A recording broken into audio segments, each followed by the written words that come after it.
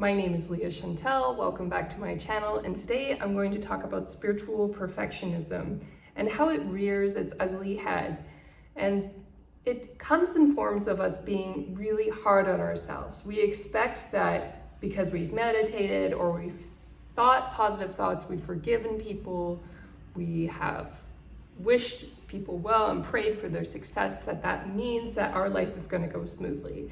And if it's not going smoothly, then we have done something wrong to attract negativity into our life. That's my only one real problem sometimes with law of attraction, is it's so black or white. It's like people will freak out if they have one negative thought that they're going to bring a negative reality into their lives. And I'm here today to present the argument that our spiritual development is actually a little bit messier and more chaotic than that, and that's a good thing. So not everything is meant to be perfect and colored within the lines neatly in terms of our spiritual development, if I were to use the analogy of a work of art that you're working on. Really, our spiritual development is not linear. It doesn't go in a straight line, and it's not neat, as opposed to our minds that do work in a linear fashion as humans. Rather, spiritual growth comes exponentially. It opens you up to different creative opportunities. And sometimes to take advantage of those opportunities, you almost have to take 2 steps forwards back before you can take 3 more forward. I'll give you an example. Maybe you have this new career path that's really beckoning to you, but you need to invest in some training or take some time off in order to get into that career path. And that means taking a temporary financial hit. And that can feel uncomfortable. But that could still really be your life's calling, depending on how you've lived your life up to now and how you've developed as a person. If you're really coming into your own spiritual growth and figuring out what your mission is and what your passions are, it sometimes means taking a step back from your routines and the lifestyle you have presently set up. And when we're looking at that process, we can really beat ourselves up because the process isn't perfect, because it's not going to go as smoothly as we anticipated. I'll give you an example from my day-to-day life about my spiritual perfectionism and how I can really get into my own head and beat myself up sometimes. I left my charging cord last night actually over at my boyfriend's house before I left. And when I came home, I was so angry with myself. It was so late at night. And I thought I was going to have to go down in my car and grab the extra cord that I had in my car, which would be the only one left, in order to charge my phone. And I was pacing around feeling angry about this. And then I realized that I'd actually bought another cord a few weeks ago, right? And I just stowed it away just in case and forgotten about it. And that kind of broke my negativity cycle in that moment, and I realized there's no need for me to really worry or be upset about this, that there are solutions to get charging cords, and even if I didn't have that particular charging cord, I know where to get more of them. And so why was I getting so angry with myself and beating myself up over a cord that I had left behind? But I think when we're on this spiritual development journey, we can be really hard on ourselves. We expect ourselves to remember everything and behave perfectly at all times. We have to move in a graceful, flowing way. For example, in Memoirs of a Geisha, there's this standard for geisha to move like a moving work of art.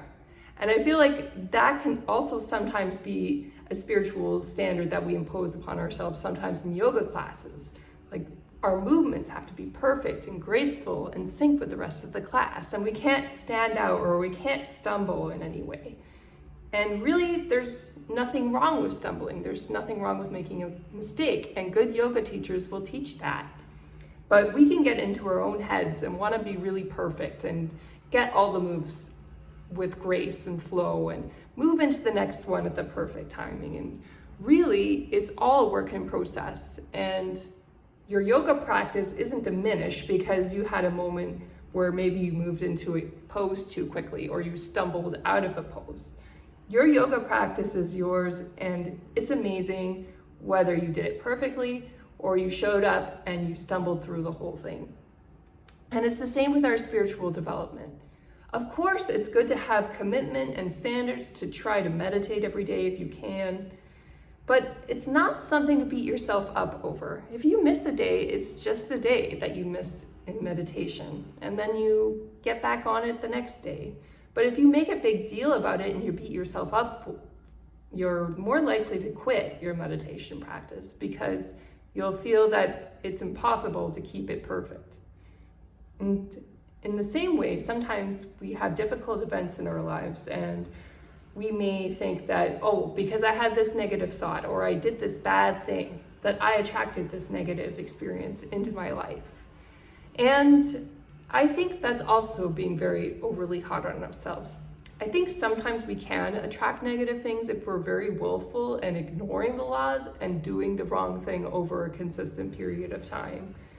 But if you just had a bad moment where you're angry or upset for a while over something that was difficult in your life, and then more difficulty comes, it's important not to beat yourself up and think that it was your fault because you had a negative thought.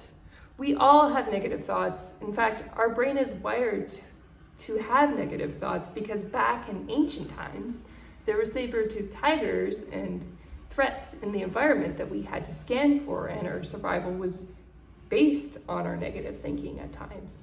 And so it's perfectly natural to have negative thoughts from time to time.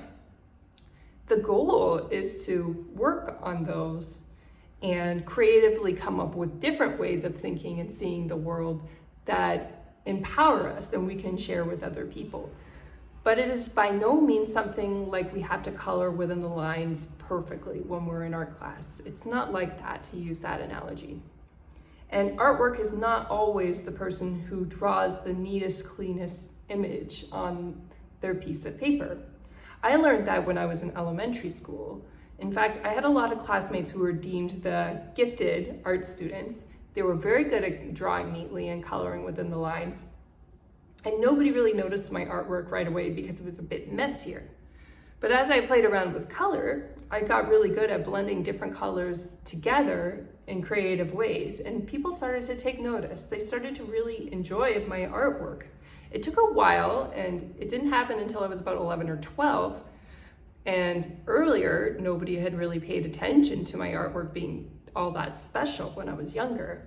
But suddenly, because I'd taken all that time to come up with all these different creative color combinations and brush strokes and different movements and styles in my artwork, people really started to take notice. And I started to be prized with having great artwork just as much as the students who were very neat and coloring within the lines. And they started to take notice and pay attention to my art too. And that really stuck with me. In fact, I did one of my majors in university in visual art. So it's a lesson that I remember since the time I was a child, that sometimes people get very praised for doing things perfectly and neatly, and that's okay, but you don't have to be that person. And it's the same with our spiritual growth. We don't want to become spiritual anorexics who believe that we have to be perfect at all times. We always have to have positive thoughts. We have to meditate every day.